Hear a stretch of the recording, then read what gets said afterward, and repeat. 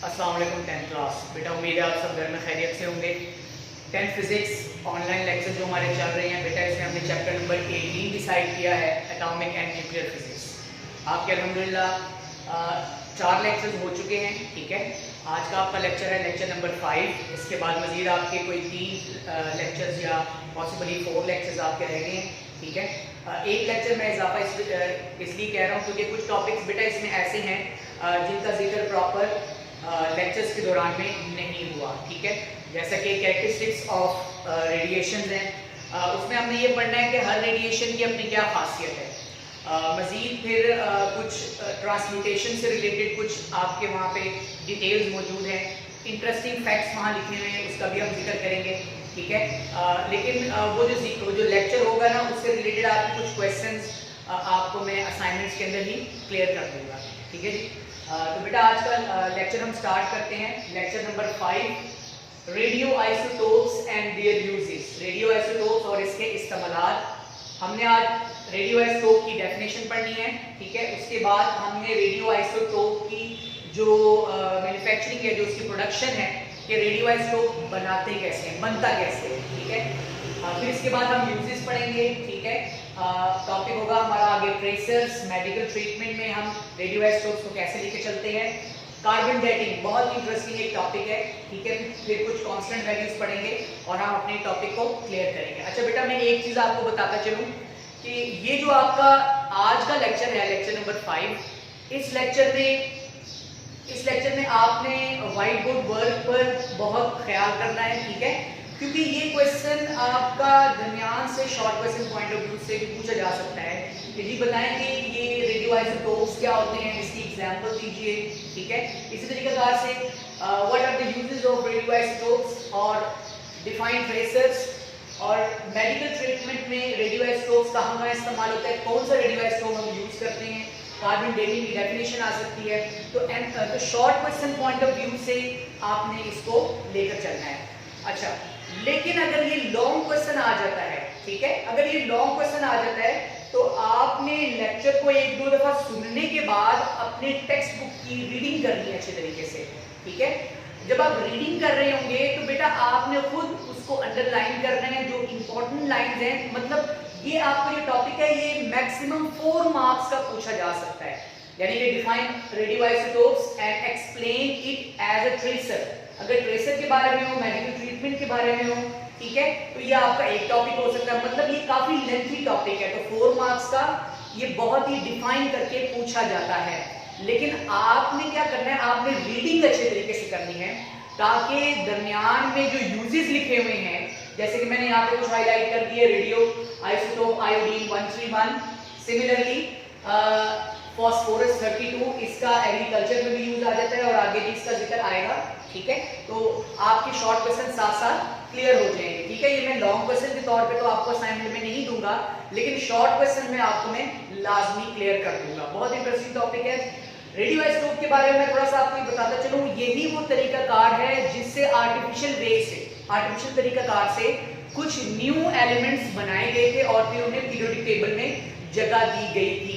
ठीक है, radio isotopes, ठीक है, जिसके बारे में मैंने आइसोटोप्स के अंदर भी जो टॉपिक था, ठीक है, लेक्चर नंबर 1 या 2 था शायद, ठीक है, वहां पर भी मैंने इसका जिक्र किया था। टॉपिक स्टार्ट करते हैं हम लोग रेडियो आइसोटोप्स। चलिए, सबसे पहले मैं आपको कुछ इंपॉर्टेंट डेफिनेशन याद करवाऊं। बेटा 2 किस्म के न्यूक्लियाई होते हैं, एक होता है स्टेबल न्यूक्लियाई और बेटा दूसरा होता है अनस्टेबल न्यूक्लियाई। स्टेबल न्यूक्लियाई कौन से होते हैं? स्टेबल यानी कयाम पजीर न्यूक्लियाई ऐसे न्यूक्लियाई हैं जिनका एटॉमिक नंबर 82 से कम हो। ठीक है, stable nuclei are the nuclei which has the atomic number less than 82। Similarly unstable nuclei बेटा ऐसे न्यूक्लियाई होते हैं जिनका एटॉमिक नंबर 82 से ग्रेटर हो, यानी नंबर ऑफ प्रोटॉन्स जो होंगे उन एलिमेंट में 82 से ज्यादा होंगे, 83 होंगे। जैसे यूरेनियम है, उसकी 92 है, ऑब्वियसली ग्रेटर देन 82, तो वो एक हाईली अनस्टेबल रेडियोएक्टिव एलिमेंट है। ठीक है, अपने अंदर से कुदरती तौर पर शुआएं खारिज करता है, रेडिएशन एमिट करता है। दोनों की निशानी मैं आपको बता दूं कि जो स्टेबल न्यूक्लियाई है वो खुद ब खुद अपने अंदर से रेडिएशंस एमिट नहीं करते, उन्हें मजबूर किया जाता है। ये जो टॉपिक है यही आज का हम लोगों ने लेकर चलना है। जबकि अनस्टेबल न्यूक्लियाई जो हैं उनकी खासियत ये है कि वो अगर हमारे फितरत में मौजूद हो तो वो कुदरती तौर पर अपने अंदर से रेडिएशन, जिनका हम लोग जिक्र कर चुके हैं, अल्फा, बीटा एंड गामा, ठीक है, इन रेडिएशन को अपने अंदर से एमिट करते रहते हैं और न्यू एलिमेंट्स बनाते रहते हैं, ठीक है। मतलब डिकेइंग प्रोसेस भी हो गया था, हाफ लाइफ का कॉन्सेप्ट भी हम लोगों ने इसमें क्लियर कर लिया था। तो रेडियो आइसोटोप का ताल्लुक जो है वो बेसिकली स्टेबल न्यूक्लियाई से निकाला जाता है, ठीक है।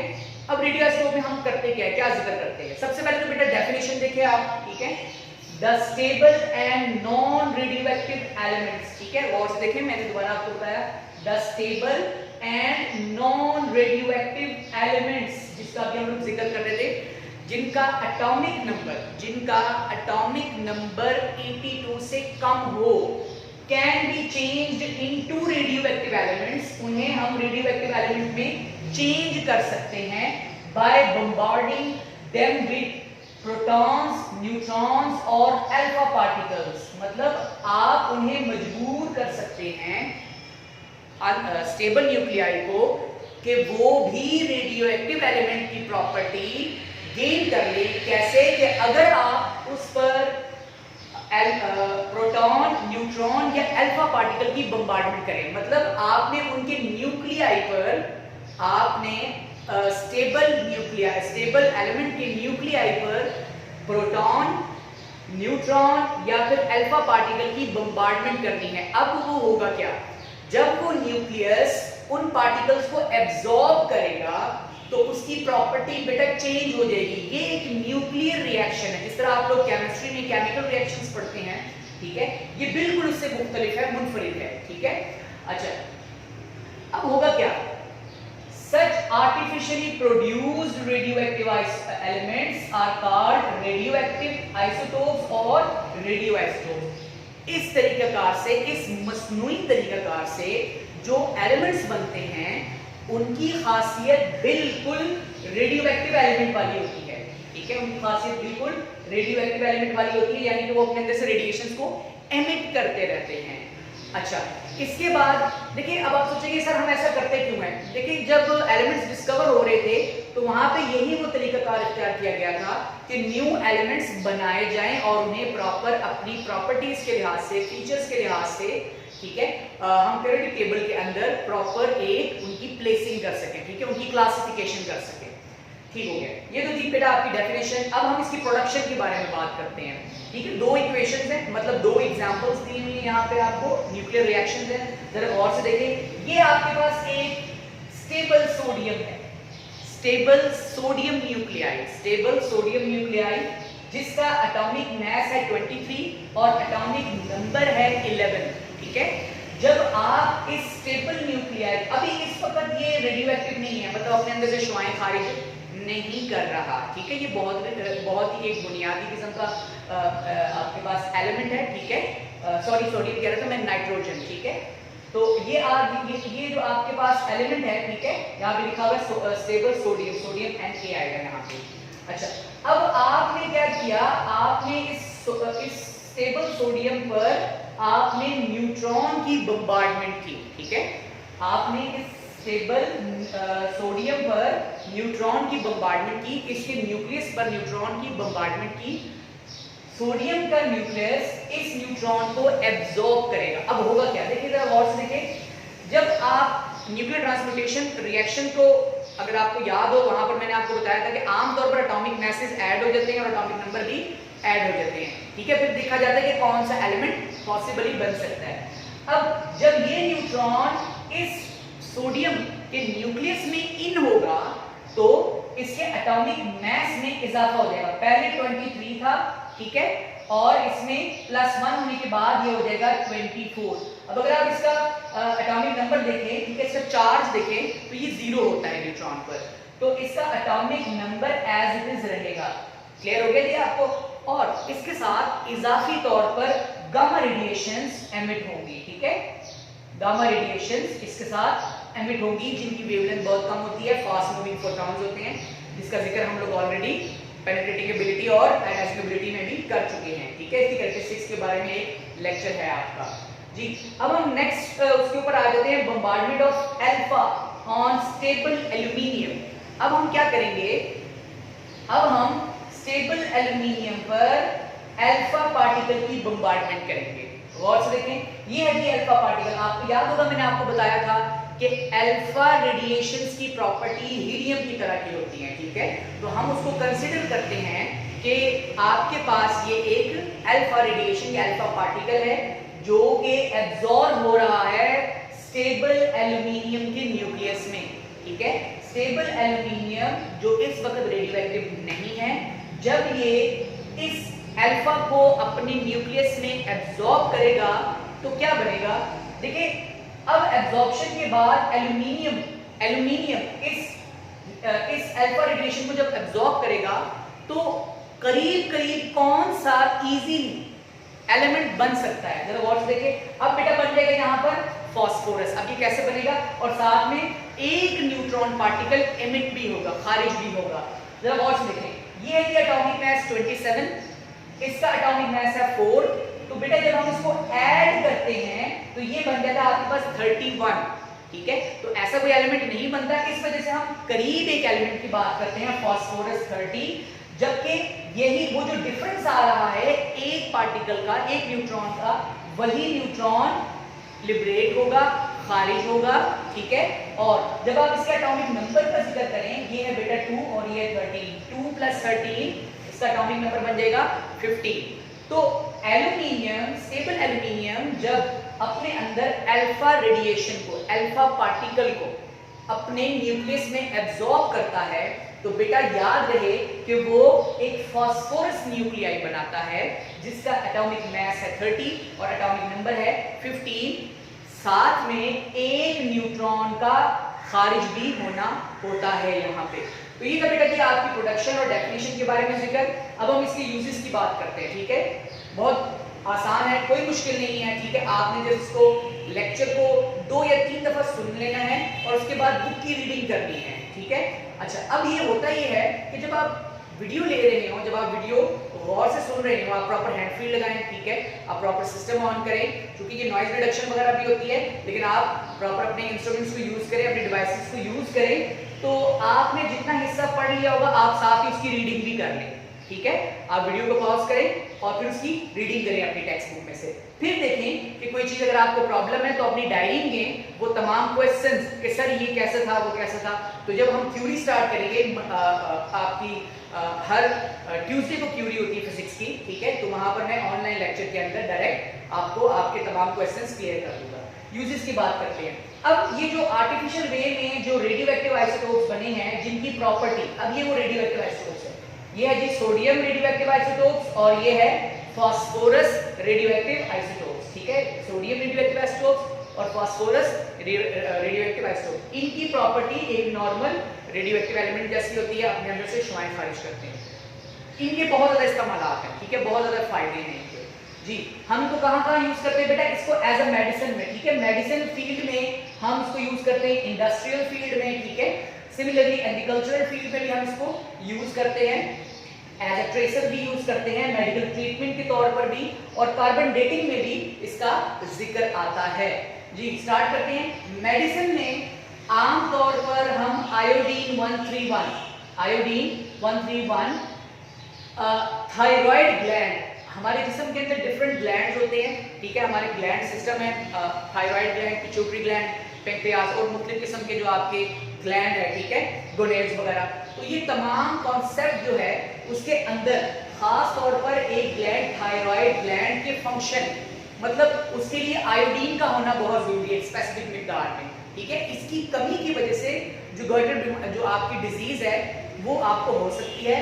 तो जिस्म के अंदर थायराइड ग्लैंड की प्रॉपर फंक्शनिंग को ट्रेस करने के लिए आयोडीन 131 रेडियोएक्टिव आइसोटोप्स यूज किया जाता है कि वो उसको कितना एब्जॉर्ब करता है वो ग्लैंड और उसकी सेहत पर क्या असर पड़ता है। जी, इसी प्रकार से इंडस्ट्री में हम रेडियोएक्टिव आइसोटोप, चूंकि इनकी वेवलेंथ बहुत बारीक होती है, ठीक है, फास्ट मूविंग फोटॉन्स होते हैं, ठीक है, बहुत ज्यादा सराहित करने की, पेनिट्रेट करने की एबिलिटी रखती है, इस वजह से हम इसे मुख्तलिफ किस्म के मशीनरी के मूविंग पार्ट्स में लीकेज या फिर उनके कुछ टूट फूट, मतलब अगर उसमें उसकी हरकत की वजह से उसमें कुछ तोड़ आ गया है या उसके कुछ क्रैक्स पैदा हो चुके हैं, तो हम उसे लोकेट करने के लिए, ताकि हमें पता चले और फिर हम उसके लिए प्रॉपर कुछ अरेंजमेंट कर सके।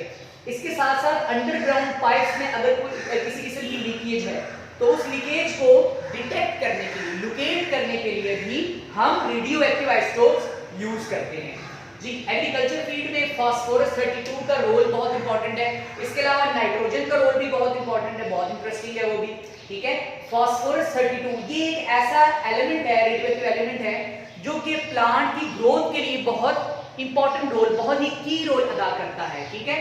तो एग्रीकल्चर फील्ड में फास्फोरस 32 प्लांट की ग्रोथ को कैलकुलेट करने के लिए, डिटेक्ट करने के लिए, या सीड जर्मिनेशन के लिए, ठीक है, जो बीज होता है जब जमीन में जाता है तो उसके अपने प्लोम्यूल एंड रेडिकल्स क्रिएट होते हैं और रूट सिस्टम, शूट सिस्टम बनता है वो, ठीक है, आप लोग सारा कुछ ये बायोलॉजी में भी पढ़ चुके हैं। तो हमने उस प्लांट की या उस सीड की प्रॉपर जर्मिनेशन, हेल्थ और उसकी जो ग्रोथ है वो चेक करने के लिए बेटा हमने फास्फोरस 32 यूज करना होता है। It is a radioactive isotopes, okay, ठीक है, यहाँ पर 32 और यहाँ पर 30, तो ये नियरली इक्वल आपके एक दूसरे के आइसोटोप्स बनते हैं। अच्छा, इसके बाद हम बात करते हैं एज ए ट्रेसर्स। ये ट्रेसर्स क्या होते हैं? ट्रेसर्स होते हैं ट्रेस करने वाला, ठीक है। क्या मतलब इसका?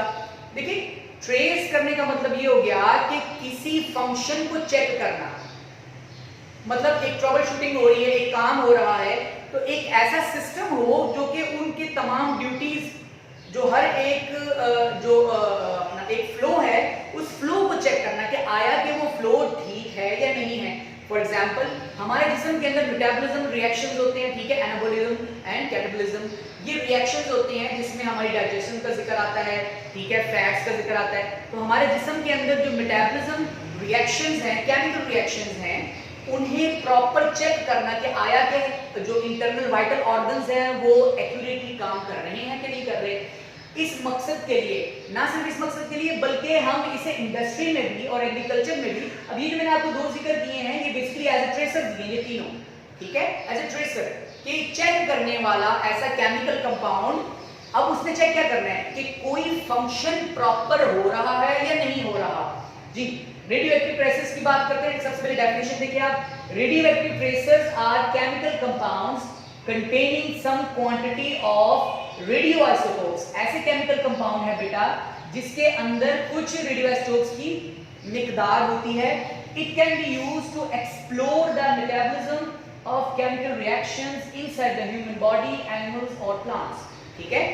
किसी भी इंसान के जिस्म में, जानवरों के जिस्म में या पौधों के जिस्म के अंदर होने वाले मुख्तलिफ रिएक्शंस या किसी भी मशीनरी के अंदर होने वाले डिफरेंट प्रोसेसेस को चेक करने के लिए हम जो chemical compound, radioactive chemical compound use करते हैं बेटा, उन्हें हम कहते हैं ट्रेसर्स। जी, मेडिकल ट्रीटमेंट में कोबार 60 का रोल बहुत इंपॉर्टेंट है, ठीक है। मेलिनन पार्ट यानी कि ट्यूमरस सेल्स, ट्यूमरस एरिया, इसे डिटेक्ट करने के लिए और इसे प्रॉपर्ली कट करने के लिए, खत्म करने के लिए कोबार 60 का यूज किया जाता है for the curing cancers, tumours and cells, ठीक है। कोबार 60 का बहुत इंपॉर्टेंट रोल है। एक स्पेसिफिक मिकदार इसकी यूज की जाती है, बहुत ही खतरनाक होती है, तो इसके कुछ साइड इफेक्ट्स भी होते हैं, ठीक है। इन चार साइड इफेक्ट्स का जिक्र हम लोग इस चैप्टर के बिल्कुल लास्ट टॉपिक है हैजर्ड्स, वहां पर मैं इसका जिक्र करूंगा दोबारा। कार्बन डेटिंग क्या है? अच्छा, कार्बन डेटिंग बहुत इंपॉर्टेंट और बहुत इंटरेस्टिंग एक आपका तरीकाकार है। पहले तो इसकी डेफिनेशन क्लियर करने फिर मैं इसको एक्सप्लेन करता हूं। जी, डिटर्मिनेशन ऑफ एज और date of organic matter from the relative proportion of carbon 14 isotopes it contains. When a tree or a living body dies, the radioactive carbon 14 inside them start decaying, and hence the age of dead object can be calculated by comparing the activity of carbon 14 in the live and dead tree. देखिए जी, ये वो तरीकाकार है जिससे हम fossil fuels और मुख्तलिफ किस्म के जो आपको मटेरियल्स जो ज़मीन के अंदर से या पहाड़ों के अंदर से या कहीं से आपको मटेरियल हासिल होते हैं, ठीक है, हमने उसकी एज फाइंड आउट करनी होती है। मतलब हमने उसके अंदर देखना होता है कि आज से कितने हज़ार साल पहले ये प्रॉपर डिके प्रोसेस स्टार्ट हो चुका था। तो हमने क्या उसमें नोट करना था, चूंकि यहाँ पर ऑर्गेनिक मैटर का जिक्र किया गया है, तो ऑर्गेनिक मैटर में कार्बन 12 एंड कार्बन 14 बहुत इंपॉर्टेंट रोल अदा करता है। अब कार्बन चूंकि मौजूद है ऑर्गेनिक मैटर में, तो कार्बन का आइसोटोप कार्बन 14 की एक्टिविटी देखी जाती है, ठीक है। अगर वो एक्टिविटी फॉर एग्जांपल आपको एक स्पेसिफिक मिला है और वो आपको एक्टिविटी जो आपको मिलती है स्पेसिफिक मिकदार से, फर्ज किया कि वो एक्टिविटी है 1/8, ठीक है, ये एक्टिविटी आपको 1/8 उस मटेरियल से मिल चुका है। अब आपको पता है कि 1/8 होने में कितनी हाफ लाइफ गुजर चुकी है। देखिए 1/2 में 1 हाफ लाइफ, 1/4 में होने तक 2 हाफ लाइफ, 1/8 में 3 हाफ लाइफ, तो 3 हाफ लाइफ आ गई हैं। तो 3 को आप मल्टीप्लाई करेंगे कार्बन 14 के हाफ लाइफ के साथ, मल्टीप्लाई बाय 5730 इयर्स, तो वो जो आपके पास आंसर आएगा बेटा वो उसकी प्रॉपर एज होगी। तो जब कोई भी पौधा, इंसान, जानवर या कोई भी मटेरियल ऑर्गेनिक मटेरियल मर जाता है तो उसके जिस्म के अंदर कार्बन 14 की एक्टिविटी डिके होना शुरू हो जाती है और वो with the passage of time it will show the specific proportion, ठीक है। अब वो जो स्पेसिफिक प्रोपोर्शन होगी उस प्रोपोर्शन से हमें हाफ लाइफ की मतलब कितनी आपकी हाफ लाइफ गुजर चुकी है हमें वो नंबर मिलेगा, वो फिगर मिलेगा, ठीक है। इसी को हम लोग न्यूमेरिकल्स में भी लेके चलेंगे, ठीक है। डेफिनेशन आप गौर से देखें तो इस प्रोसेस को हम कहते हैं कार्बन डेटिंग, ठीक है। अच्छा, कार्बन डेटिंग से रिलेटेड आपके और भी बहुत इंटरेस्टिंग फैक्ट्स आते हैं, ठीक है। आप प्रॉपर इसको सर्च भी कीजिएगा, देखिएगा, ठीक है। जो मैंने आपको अभी डिटेल बताई है कि लिविंग ऑर्गेनिज्म के अंदर चूंकि हम लोग एक ऑर्गेनिक मटेरियल है, कार्बन हमारा एक बहुत अहम जुज़्व है, ठीक है। अब कार्बन 14 भी हमारे जिस्म के अंदर मौजूद है। तो लिविंग बॉडी में, जिंदा जानवर में, जिंदा जानदार में कार्बन 14 की एक्टिविटी स्पेसिफिक होती है, ठीक है, उसके मटेरियल के लिहाज से, उसके स्ट्रक्चर के लिहाज से, उसके मैस के लिहाज से। लेकिन जब वो लिविंग बॉडी खत्म हो जाती है, मर जाती है, ठीक है, तो वो डिकम्पोजिशन प्रोसेस और डिकेइंग प्रोसेस के अंदर आ जाती है। तो कार्बन 14 जो है वो प्रॉपर डिके होना शुरू हो जाती है। मतलब शुरू में 1, फिर 1/2 एक हाफ लाइफ के बाद 1/2 यानी 5730 साल गुजर चुके, फिर उसके बाद ऑनवर्ड एंड ऑनवर्ड। तो आप किसी भी लिविंग बॉडी में और डेड बॉडी में जो कार्बन 14 की एक्टिविटी है उसे कंपेयर करते हैं, ठीक है। आप इसको कंपेयर करना है और कंपैरिजन से आपको पता चलेगा कि वो जो डेड बॉडी है वो कितने हजार साल पहले खत्म हो चुकी है और डिकम्पोज होना शुरू हो चुकी थी। जी, लास्ट टॉपिक बेटा हमारा रहेगा, बहुत आसान है ये। हमें जो कार्बन जो रेडियोएक्टिव आइसोटोप्स हैं, ना सिर्फ हम लिविंग ऑर्गेनिजम्स या लिविंग बॉडीज के ऊपर इंप्लीमेंट कर सकते हैं, बल्कि कई रेडियोएक्टिव आइसोटोप्स ऐसे भी हैं जो कि नॉन लिविंग थिंग्स की एज भी फाइंड आउट कर सकते हैं। जी, एज ऑफ जियोलॉजिकल स्पेसिमेंस, ये जो आसार कदीमा के नमूने होते हैं जैसे कि मोहनजोदारो, हड़प्पा और सिंध के मुख्तलिफ किस्म के जो ज़ेर ज़मीन मुख्तलिफ किस्म के मटीरियल जो साइंटिस्ट को मिले हैं, जियोलॉजिस्ट को मिले हैं, तो उन्होंने जब उसकी एज फाइंड आउट की, उस मटीरियल की, उस स्ट्रक्चर की, ठीक है, मुख्तलिफ किस्म के वहाँ के जो मॉन्यूमेंट्स थे, जब उनकी एज फाइंड आउट की तो उन्हें पता चल गया कि ये आज कितने हजार साल पहले ज़मीन में दफन हो चुके थे। जी, अब वो होता क्या है, देखिए ये जो रॉक्स और मुख्तलिफ किस्म के मटीरियल्स हैं, आमतौर पर इनके अंदर पोटेशियम 40 की एक स्पेसिफिक क्वांटिटी होती है। जब ये डिके होना शुरू हो जाते हैं तो अपने हाफ लाइफ के बाद, अपने एक स्पेसिफिक हाफ लाइफ के बाद आर्गॉन 40 में कन्वर्ट हो जाते हैं।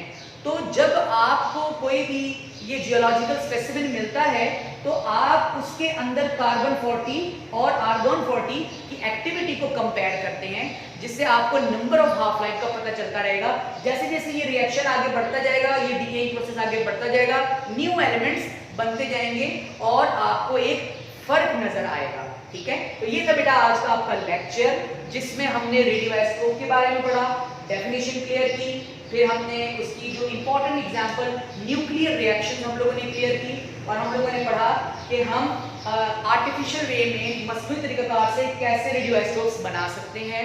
फिर हमने आज पढ़ा कि ये जो रेडियो आइसोटोप्स हैं, ऐसे आइसोटोप्स जिनकी प्रॉपर्टी रेडियो एक्टिव होती है, अपने अंदर से रेडिएशन खारिज करते हैं, उनके यूजेस कहाँ कहाँ हैं, कैसे कैसे इस्तेमाल करते हैं, ट्रेसर्स क्या होते हैं, मेडिकल ट्रीटमेंट क्या है, कार्बन डेटिंग की डेफिनेशन जिसमें हम लोग फॉसिल फ्यूल की और डिफरेंट किस्म के मटेरियल्स की एज फाइंड आउट करते हैं, ठीक है, चाहे वो लिविंग ऑर्गेनिज्म हो या नॉन लिविंग हो, ठीक है। तो दोनों सूरतों में हम इसे इंप्लीमेंट कर सकते हैं।